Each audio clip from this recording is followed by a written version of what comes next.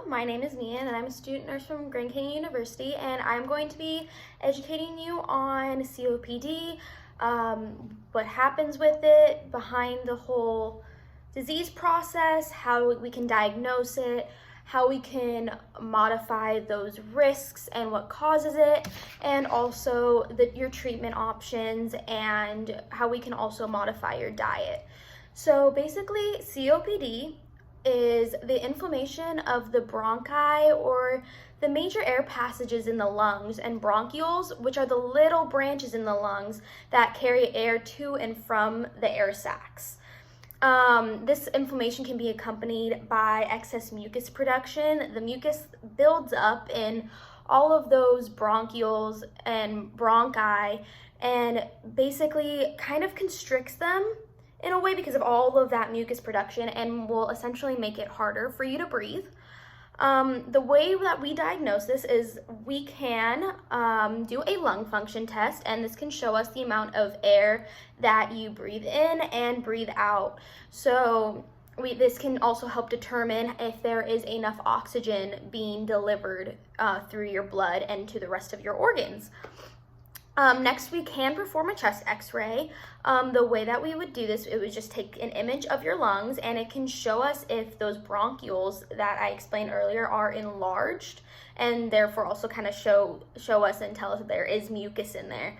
Another test we can also run is a sputum culture, and this will just be a sample of that mucus that is forming, and it can show us if the bacteria that is common with COPD is found inside of it. Now, some risk factors that are modifiable, and some causes that I'd like to talk with you about. One of the main ones would be smoking. So this risk factor is modifiable. It can be preventable by not smoking at all, or by stopping any smoking that is occurring. Like if you are smoking yourself, I would highly recommend and encourage you to stop. Another way that this can be caused are by long-term lung disorders, and scarring of that lung tissue can also cause COPD. Next, let's move on to your treatment options. So one of the biggest things you can do to treat this would be to stop smoking. If your disease is on the more mild side, stopping smoking will allow for only minimal treatment, like minimal therapy to be needed, because the stopping of smoking will help most of the issues. Medications can help this as well. This would include medications such as bronchodilators, and bronchodilators it basically expand those bronchi and bronchioles that I talked about earlier and allow for more airflow through the lungs, ultimately making it easier for you to breathe. Lung therapy is also very effective in treatment. Supplemental O2 will also increase your O2 in your oxygen intake. So supplemental O2 would be delivering oxygen through a face mask, or through what we like to call a nasal cannula, which are little prongs that go into your nose right here and wrap around your ears, and is connected to an oxygen tank to deliver oxygen to you.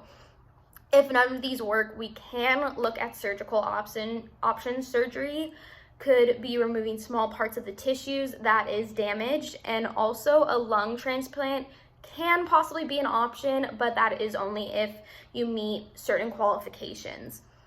Now, these are all things that we can do for you, but some things that you can do for yourself are to do deep breathing exercises and coughing, so that way you can cough up that sputum and eventually cough it out and therefore help clear it. Exercise can also help this, as well as other breathing techniques, just to deep breathe and inhale and exhale, just to help with that breathing. Now, when we go ahead and look at diet, we want you to increase your fiber intake, limit all of those unhealthy fats. That could be stuff such as chips. There's a lot of saturated fats in that.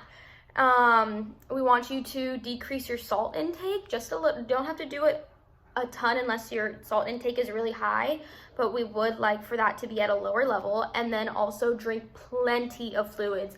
Having more fluids go into your body will ultimately thin all of that mucus and therefore make it easier to clear. I hope that I gave you some gave you this information in a way that's easy to understand and that it really helped you. Thank you so much.